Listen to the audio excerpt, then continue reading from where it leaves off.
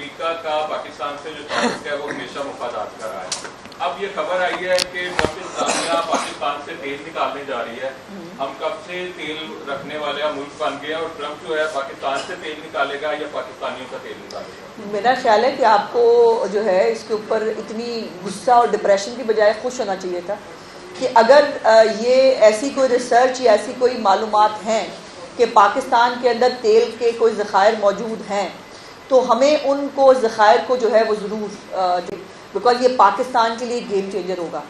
और सबसे ज़्यादा एडवांस टेक्नोलॉजी यकीनन अमेरिका के पास ही मौजूद है जो इसके ऊपर हमें हेल्प कर सकते हैं। बाय द वे इनके जो है वो खुद के कैबिनेट के एक मेंबर ने अभी कुछ दिन पहले जो है एक इंटरव्यू में फरमाया है कि कैबिनेट में ये बात हुई थी और खुद ही जो मौसूफ है उस वक़्त के महात्मा वो खुद ही पीछे हट गए थे पाकिस्तान के अंदर से मज़ीद जो है इसके ऊपर रिसर्च करने पे और ज़खायर को इन्वेंट करने के लिए।